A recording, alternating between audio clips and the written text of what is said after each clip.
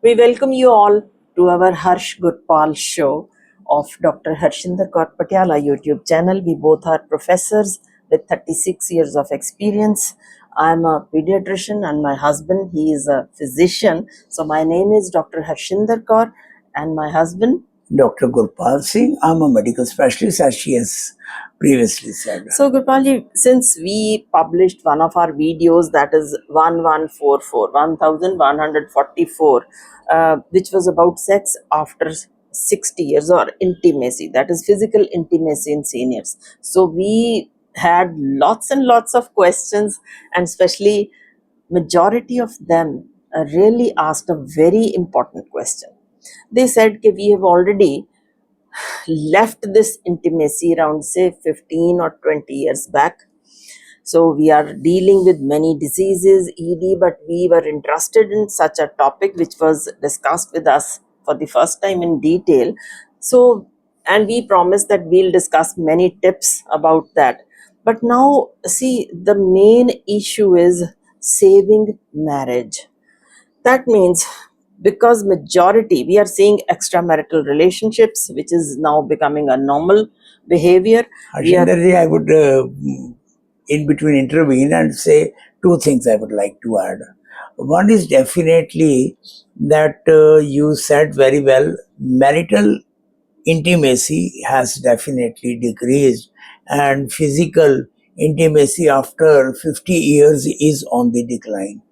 On the other hand, the males, they still have their libido, they are interested in physical intimacy, but the denial in most of the times, what I see in my practice is from the female side. And that may be one is definitely hormonal.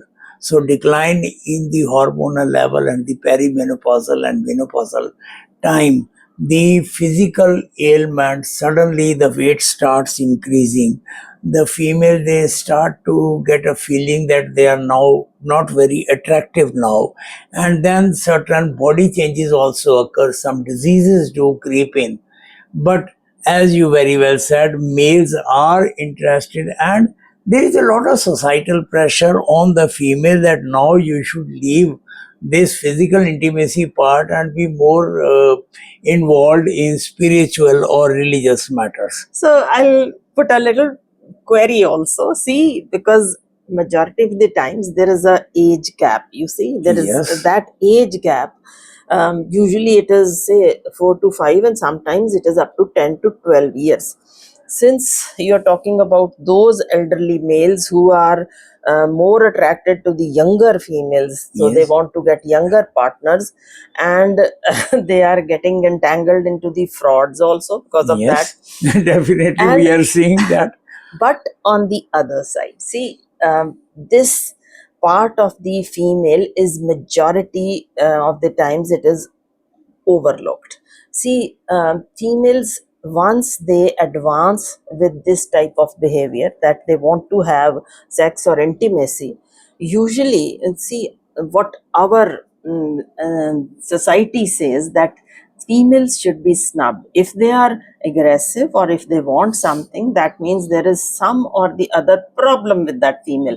So that Definitely. is why The apart female from desires this, are not given importance. I not agree at with all. you. And if the male is a little elderly and he is not in the pink of health, he will deny that physical pleasure. And we see females seeking younger male partners or even paid sexual workers, like the males search for female commercial sex worker or prostitutes. The ladies also going for paid sex, called nowadays we call them gigolos or male escorts. So they are very readily available, particularly in big so it cities. is both ways. Yes, See, it is both ways. So I think the maximum pressure on the female in this society is to maintain their figure. See, because majority of the ads what we see is if you are not in that figure what the society has made for you, that means you are not not attractive anymore, and that is why the male immediately partner starts getting away from the female and starts looking for the younger females. But to Agree. make that marriage successful, make that relation in a better shape, to convert it into a better shape, I think the tips which we mentioned last time, at least out of those all tips, one tip about exercise, which Yes. has definitely seen a major advance. So, about one study which I really want to add on is that 71% of the erectile dysfunction decreased in 30 days. Yes. So, I think we should definitely share that study. Definitely. So the sex and physical activity, they are intertwined, they are very important. And regular physical activity, we will tell you what type of physical activity should you be doing and how to start about it. But it Yeah, we should definitely not start running on the day on one, the but day one, yes, definitely. If you go from the physical side, the decrease in your cardiovascular risk, that is your heart health, and decrease in the blood pressure, increase in the arterial health is definitely seen. Along with, there is an increase in the immunity. So there is a better mental well-being. So the mid 50s blues or depression that goes away with exercise, that is a definite, there is no query about it. It's a clear-cut evidence. Regular exercise boosts immunity, boosts mood, decreases stress, and decreases the anxiety. It increases the self-esteem, and the depression decreases. There is seen that with good physical exercise, the sleep increases and the testosterone levels, they go up. So it is very well documented that the testo secretion happens mostly in a pulsatile manner in deep sleep. So if you are sleeping enough, at least 7 to 8 hours of deep sleep is there, you will find that the testo levels that decline with age, they will be starting to go up. So even without any supplements or drugs, so decrease in major risk factors, increase in your mental well-being, improvement, and your testo levels will go up. So this is a very beneficial effects of regular exercise. see, it is not, see, the hormone boost which occurs during sleep is now well recognized.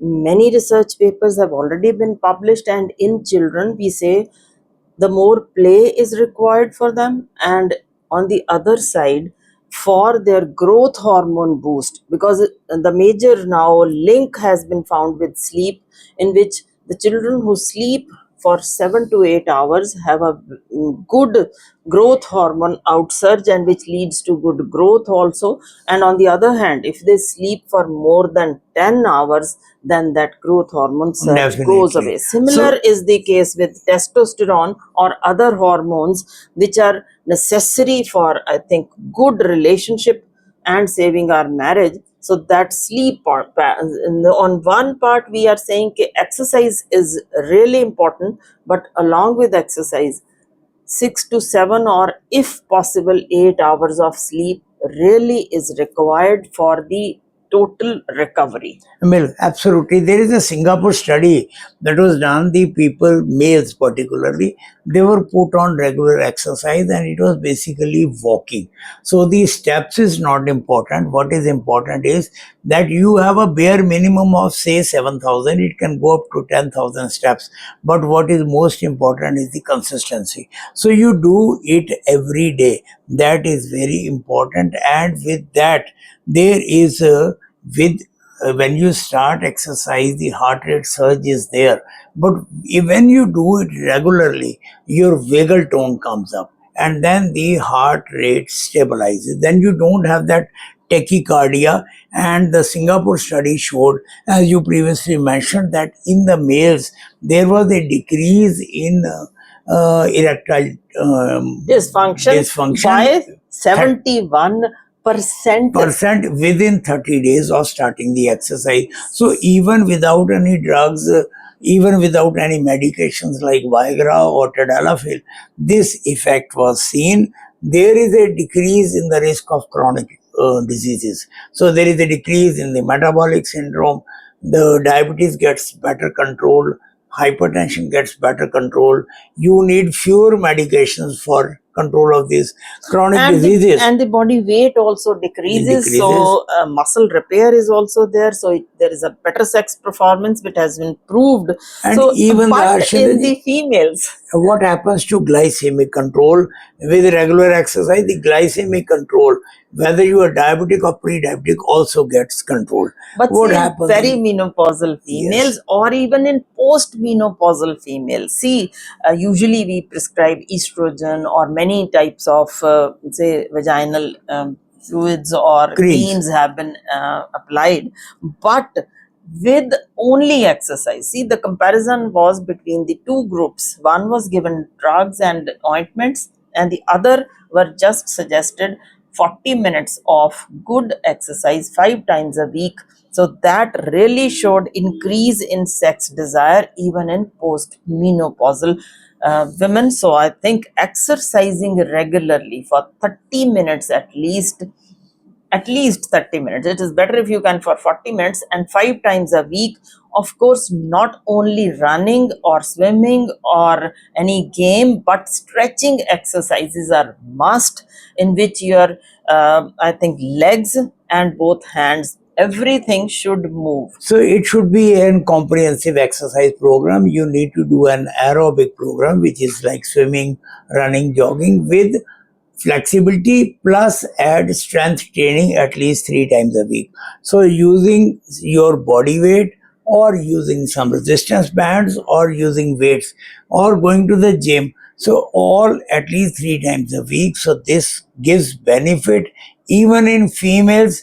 Stress reduction is of course there. There is increase in the blood supply to the genital organs. There is a decrease in the energy level increases, and improved quality of life, and all the lifestyle diseases are benefited. See, but also there is marked improvement in the pelvic muscles. So pelvic Definitely. muscle strength is really important for having a very good sexual relationships. So for that matter, and even in urinary incontinence, which is seen in the females, that also improved with Yes. these pelvic floor So muscles. this is very important. Many times this question comes that how to strengthen your male sex organ or the penis. So we have said it previously also, it's a vascular organ. You can't exercise it, but you can definitely exercise the pelvic muscles, make them stronger for a better sex performance. So ischiocavernosus and bulbocavernosus, there are many muscles, but the pelvic muscle exercises, you can do Kegel exercises, you can do squats, you can do various types of Push-ups. Exercises that strengthen your pelvic muscles. So how to start about that? We finish with that. So I think there is no question on, or no time or date special which has to be there. It has to be done every day, and I think today is the day when everybody should start it. So for that performance, and for increase in sexual desire, and for better relationship, this must be done. And this is the first tip which we are giving. There are 7 tips. I think we'll continue. Yes. In the next episodes, we'll definitely see how to build a better physical intimacy. So we should always start small. That's the tip number 1.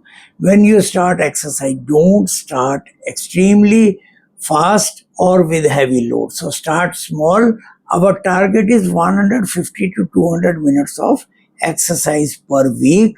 That means 30 to 50 minutes per day, at least for 4 to 5 days in a week. You can take a day or 2 off. But that is not a linear walking. Yes. And so aerobic exercise, flexibility with resistance training. So start small. If you have diseases like diabetes, hypertension, coronary, you are on drugs for multiple things, please ask your doctor beforehand. Let him evaluate your cardiac functions before you get on a treadmill.